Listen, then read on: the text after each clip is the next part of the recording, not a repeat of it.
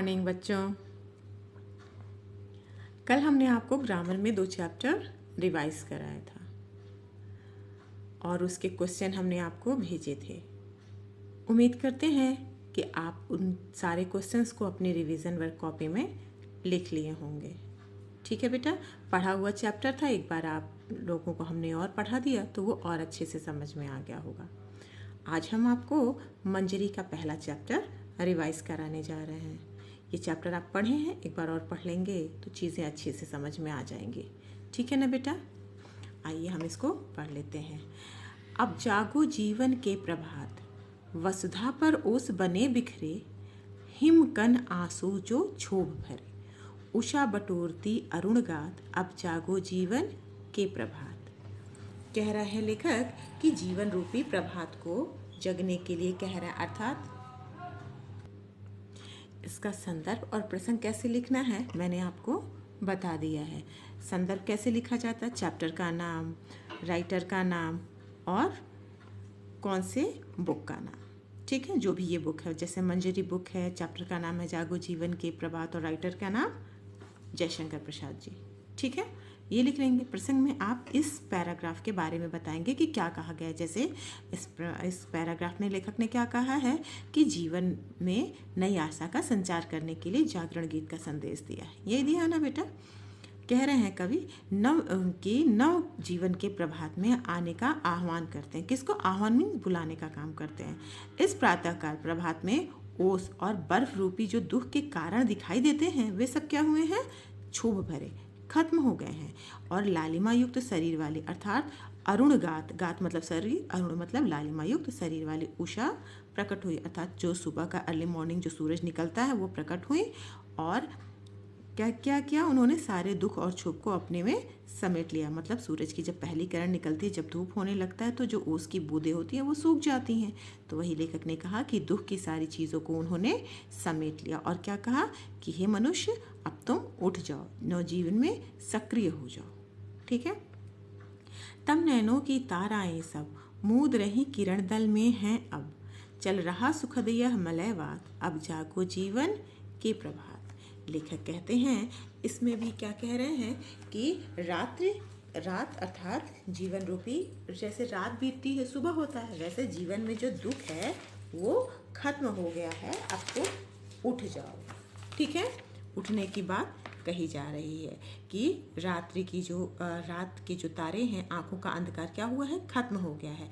प्रकाश की किरणें अब उनको मूद ली हैं, मतलब अंधकार खत्म हो गया और प्रकाश से वो सब प्रकाशित होने लगी हैं। सुबह का समय हो गया, प्रातःकाल हो गया है, शीतल सुगंध वायु बह रही है। हे जीवन रूपी प्रभात, अब तुम उठ जाओ। रजनी की लाज समेटो तो, कलरव से उठकर भेंटो तो, अरुणाचल में चल रही बात, अब जागो जीवन के प्रभात। लेखक कहते हैं कि प्रभात होने से जो रात का समय था वो समाप्त हो गया, अर्थात रात का अंधकार बीत गया है। और प्रातःकाल क्या होता है, पक्षियों का चहचहाना चारों तरफ सुनाई देता है। हे प्रभात, अब जाग कर उनसे मिलो, अर्थात किससे मिलो, इन पंछियों से जो तुम्हारा अभिनंदन कर रहे हैं। सुबह क्या करती है, हमें नया जोश, नया उत्साह देती है। पूर्व दिशा में जागृति की हवा चलने लगे। अरुणाचल मतलब पूर्व दिशा की ओर, पूर्व दिशा में ही सूरज निकलता है ना बेटा। तो सुबह सुबह ऐसा लग रहा है जैसे वो उठने के लिए कह रहे हैं। अतः प्रातःकाल की बेला में क्या करना चाहिए, जग जाना चाहिए और नवजीवन में हमें सक्रिय अर्थात क्रियाशील हो जाना चाहिए। ठीक है बेटा, ये चैप्टर आपको हमने एक्सप्लेन कर दिया। बेटा एक एक पैराग्राफ ध्यान से पढ़ लीजिएगा और फिर इसको पढ़ के फिर एक बार इसको समझ लीजिएगा। इसकी जो वर्ड मीनिंग्स हैं हमने आपको भेज दिया था, ये सारे वर्ड मीनिंग आप पढ़ लीजिएगा। ठीक है बेटा, व्याख्या हमने आपको समझा दिया। दूसरा चैप्टर है राजधर्म। जैसा कि इस चैप्टर का नाम है राजधर्म। राजधर्म का मतलब होता है राजा का धर्म। इस चैप्टर में क्या बताया गया था, इस चैप्टर में ये बताया गया था कि राजा का धर्म क्या है। राजा का धर्म क्या था? जो ब्रह्मदत्त नामक राजा थे उनका धर्म क्या था? उन्होंने क्या किया था? उन्होंने अपने सभी उनको क्या कहते थे? बहुत अच्छा कहते थे ना, कि राजा बहुत अच्छे थे, कोई उनकी बुराई नहीं करता था, सभी उनकी अच्छा ही बताते। तो राजा ने क्या किया? भेष बदल के नगर नगर घूमने लगे ताकि उनकी कोई बुराइयां बता सके। ठीक है, ऐसे वो ढूंढते ढूंढते कहाँ पहुंचे थे? वो बोधिसत्व के आश्रम में पहुंचे थे ना। फिर उन्होंने क्या किया? वहाँ पे बोधिसत्व ने क्या किया था? उन्हें गोदों को खिलाया था। गोदे कैसे थे? गोदे उन्हें बहुत मीठे लगे थे। तो राजा ने पूछा था उनसे कि गोदों इतने मीठे होने का क्या कारण है? तो बोधिसत्व ने क्या कहा था? बोधिसत्व ने कहा कि यहाँ का राजा कैसा है? यहाँ का राजा बहुत नेक है, ईमानदार है और अच्छे कर्म करने वाले है, धार्मिक है, न्यायप्रिय है। तो इसलिए यहाँ के सारे फल कैसे हैं? बहुत मीठे और अच्छे हैं। राजा ने कहा कि वह इसकी परीक्षा, वो तो वहाँ से चले आए थे, क्या किया उन्होंने? आके इसकी परीक्षा लेनी चाहिए। उन्होंने क्या किया? उन्होंने आके अधर्म और अन्यायपूर्वक राज्य करना शुरू कर दिया। ठीक है, कुछ समय बाद वो फिर गए उन्हीं के पास, बोधिसत्व के पास। तो उन्होंने इस बार जो, फिर बोधिसत्व ने उन्हें वो गोदे खाने के लिए दिए। इस बार जो गोदे उन्होंने दिए, वो गोदे कैसे थे? बहुत ही कड़वे थे, बहुत कड़वे हो चुके थे। तो राजा ने गोदों को, जब बोधिसत्व ने दिए तो राजा ने उन गोदों को खाया जो बहुत कड़वे थे, तो उन्होंने उसे फेंक दिया, थूक दिया। तो उन्होंने पूछा कि भंते ये इतने कड़वे कैसे हो गए? तो क्या कहा था उन्होंने? बोधिसत्व ने कहा कि निश्चय यहाँ का राजा अधार्मिक और अन्यायी हो गया है, इसलिए ऐसा हुआ है, वरना ऐसे चीज़ें नहीं होती। जैसा राजा होता वैसे यहाँ के लोग और यहाँ तक कि पशु पक्षी फल फूल सभी वैसे नीरस और कड़वे हो जाते हैं, स्वाद रहित हो जाते हैं। राष्ट्र से क्या हो जाता है? राष्ट्र भी ओज रहित हो जाता है। जब राजा को ये सब पता चला तो उन्होंने क्या किया? उन्होंने ये भी बताया कि यदि, बोधिसत्व ने ये भी कहा था कि यदि राजा अपने मार्ग से हट जाता है तो सभी लोग अपने मार्ग से हटने लगते हैं। जैसे गायों, जब एक गाय एक सीधे रास्ते पे चलती है, उसके पीछे पीछे सारी गायों का झुंड चलता है। अगर वो गाय इधर उधर होके जाती है तो सब गायें उनके पीछे इधर उधर होके जाती हैं ना बेटा। क्यों? क्योंकि वो हेड रहती है सबसे आगे, उसी का अनुसरण बाकी सब करते हैं। तो ये होता है। तो उन्होंने कहा कि वैसे ही राजा होता है, यदि राजा गलत काम करता है, अधार्मिक और अन्यायी होता है, तो प्रजा भी वैसा ही करती है। ठीक है, इसीलिए कहा कि राजा के गलत मार्ग पर चलने से प्रजा भी कैसी हो जाती है? कुमार्ग पर चलने वाली हो जाती है। राजा कुमार्ग पर चलेगा तो प्रजा भी वैसा ही करेगी। इसके प्रतिकूल क्या करना चाहिए? धर्म का अनुसरण करने वाला राजा भी अगर होगा तो प्रजा भी धर्म का अनुकूल, धर्म के रास्ते पर ही चलेगी। राजा ने जब देखा तो उन्होंने क्या किया? उन्होंने कहा कि मैं इस बात को समझ गया, अब मैं कैसे राज्य करूँगा? अब मैं धर्म और न्याय संगत होकर राज्य करूँगा। इस चैप्टर में यही था। ठीक है बेटा, इसके क्वेश्चन आंसर भी मैंने आपको, इसका वर्ड मीनिंग मैंने आपको भेज दिए थे, इसके शब्दार्थ हमने आपको भेज दिए थे और क्वेश्चन आंसर आप लोगों ने कर लिए होंगे। ब्रह्मदत्त नामक राजा क्यों प्रसिद्ध था ब्रह्मदत्त नामक राजा? इसका क्वेश्चन आंसर हमने आपको लिखवा दिया था। क्या लिखा था? राजा ब्रह्मदत्त अपनी धर्मप्रियता और न्यायपरायण शासन के लिए प्रसिद्ध था। इसीलिए ना राजा ब्रह्मदत्त भेष बदल कर क्यों घूमता था? राजा ब्रह्मदत्त भेष बदल कर यह जानने के लिए घूमते थे कि कोई उनका दोस्त बताने वाला भी मिल जाए। बोधिसत्व ने राजा को गोदों के मीठे और स्वादिष्ट होने का क्या कारण बताया था? क्या कारण बताया था बेटा? उन्होंने यही बताया था ना कि यहाँ का राजा धार्मिक और न्यायप्रिय है, इसलिए गोदे स्वादिष्ट और मीठे हैं। राजा ने अधर्म और अन्याय से राज करना क्यों शुरू किया? क्योंकि वह जानना चाहता था, वह उस बोधिसत्व तपस्वी की परीक्षा लेना चाहता था ना कि वो सही कह रहे हैं या गलत कह रहे हैं। यही था ना बच्चों।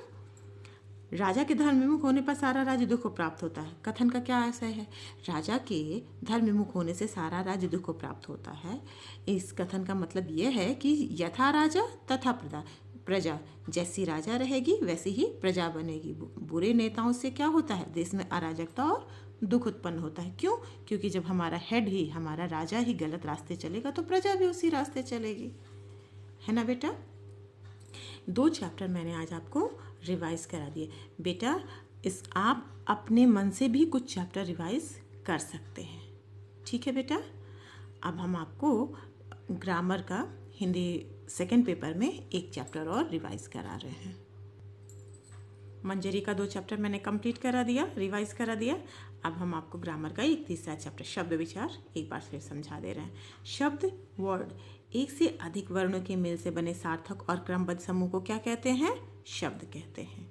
जैसे कमल, चल, प्रतिपल, कुछ भी हो सकता है बेटा। ठीक है। शब्द की विशेषताएं कौन सी हैं? शब्द की 4 विशेषताएं हैं। कौन कौन सी थी?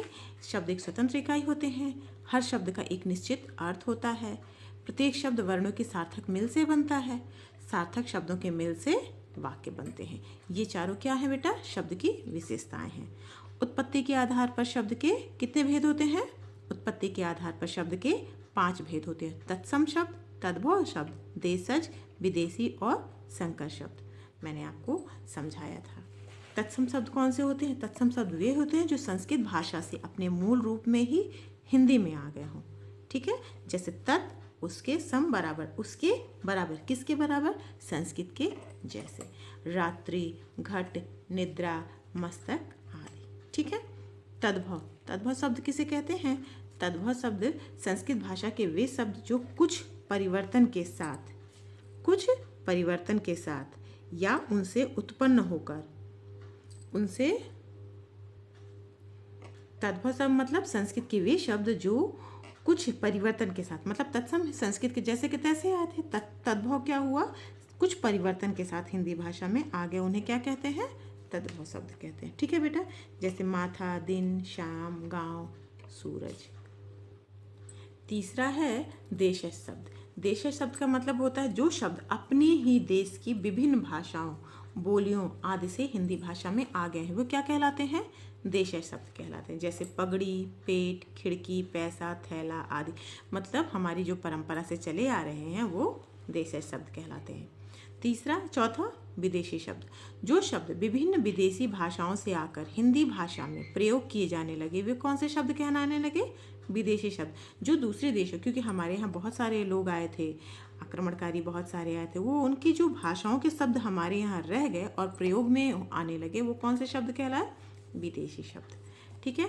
और 5वां क्या है? संकर शब्द। जो शब्द अलग अलग भाषाओं के मेल से बनकर प्रयोग में आते हैं, उन्हें क्या कहते हैं? संकर शब्द। जैसे रेलगाड़ी, टिकट घर, उड़न तस्तरी, सब ये 2 भाषाओं से मिलकर बने हैं, इसीलिए इसे क्या कहते हैं? संकर शब्द। संकर का मतलब होता है 2 शब्दों के अलग अलग भाषाओं के मेल से जो शब्द बनते हैं। ठीक है। अब हम पढ़ते हैं रचना के आधार पर शब्द के कितने भेद होते हैं? रचना के आधार पर शब्द के 3 भेद होते हैं। हमने क्या आपको समझाया था कि शब्द के कितने भेद होते हैं? शब्द के हमने क्या बताया था? पहले शब्द के भेद बताए थे। शब्द को 4 भेद होते हैं। पहला उत्पत्ति के आधार पर, रचना के आधार पर, प्रयोग के आधार पर और शब्द के आधार पर, अर्थ के आधार पर। तो हमने उत्पत्ति के आधार पर बता दिया। दूसरा है रचना के आधार पर। शब्द के कितने भेद होते हैं? रचना के आधार पर शब्द के 3 भेद होते हैं। रूढ़ शब्द, यौगिक शब्द और योग रूढ़ शब्द। पहला रूढ़ शब्द। जो शब्द परस्पर परंपरा से चले आ रहे हैं तथा जिन्हें खंडों में विभाजित नहीं किया जा सकता, वो शब्द क्या कहलाते हैं? रूढ़ शब्द कहलाते हैं। ठीक है बेटा। इसको हम दूसरे तरह से कह सकते हैं कि वे शब्द जिनके सार्थक खंड नहीं किए जा सकते, जो किसी विशेष अर्थ के लिए प्रचलित होते हैं, रूढ़ शब्द कहलाते हैं। ठीक है। यौगिक शब्द। जो शब्द 2 या 2 से अधिक शब्दों के मेल से बनते हैं। किससे?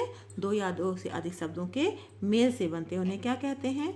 और जिन्हें सार्थक खंडों में विभाजित किया जा सकता। पहला क्या था? इसको सार्थक खंडों में विभाजित नहीं किया जा सकता था, दूसरे को सार्थक खंडों में विभाजित किया जा सकता है। इसे क्या कहते हैं? यौगिक शब्द। इसको ऐसे भी लिख सकते हैं, वे शब्द जो ये 2 या 2 से अधिक सार्थक खंडों से मिलकर बने हों, उन्हें क्या कहते हैं?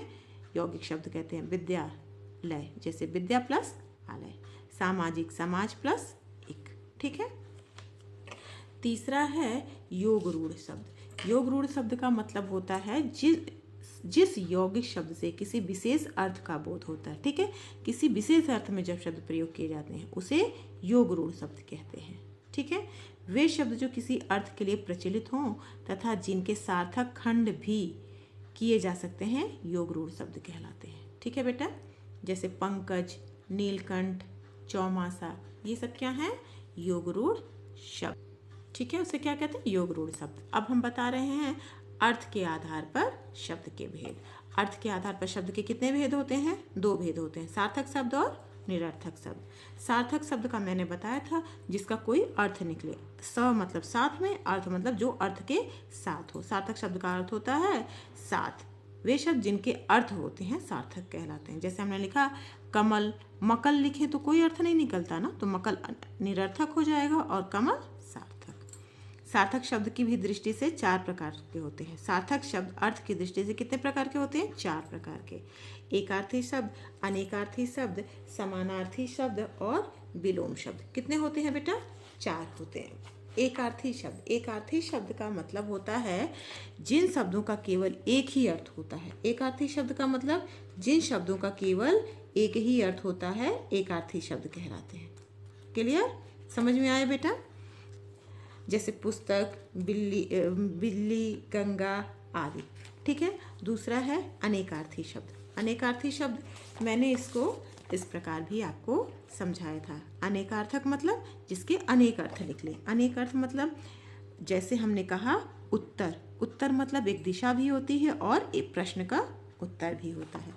समानार्थक जो उसी के समान अर्थ बताए। समान अर्थ का मतलब होता है हिंदी भाषा में ऐसे अनेक शब्द होते हैं जो समान अर्थ देते हैं, समानार्थक कहलाते हैं। जैसे आकाश का नभ, गगन, नभ, गगन, आकाश किसका? आकाश का ही पर्यायवाची या समानार्थी शब्द कहलाते हैं। ठीक है। और चौथा होता है विलोम शब्द। जो शब्द, ये ध्यान से देखते रहिए आप, अर्थ के आधार पर कितने भेद होते हैं? 4। लास्ट वाला क्या आता है? विलोम शब्द। विलोम शब्द जो उस शब्द का विपरीत अर्थ देते हैं। विपरीत अर्थ मतलब जस्ट अपोजिट देते हैं। जैसे लाभ का हानि, जय का पराजय। ठीक है। अब हम निरर्थक शब्द का कोई मतलब ही नहीं होता है। अब हम आते हैं प्रयोग के आधार पर। प्रयोग के आधार पर शब्द के कितने भेद होते हैं? प्रयोग के आधार पर शब्द के 2 भेद होते हैं, विकारी शब्द और अविकारी शब्द। विकारी शब्द भी 4 होते हैं और अविकारी शब्द भी 4 होते हैं। विकारी शब्द संज्ञा, सर्वनाम, विशेषण, क्रिया। ठीक है। अविकारी शब्द क्रिया, विशेषण, संबंध बोधक, समुच्चय बोधक और विस्मयादि बोधक। ठीक है बेटा, ये मैंने आपको समझा दिया था। अब आपको बता रहे हैं विकारी शब्द। वे शब्द जिसमें लिंग, वचन, कारक के आधार पर मूल शब्द का रूपांतरण मतलब बदल जाता है, जो परिवर्तित हो जाता है, क्या कहलाता है? विकारी शब्द कहलाता है। ठीक है। इसमें कौन कौन से होते हैं? संज्ञा, सर्वनाम, विशेषण और क्रिया। ये क्या है? विकारी शब्द है। अविकारी शब्द कौन कौन से होते हैं?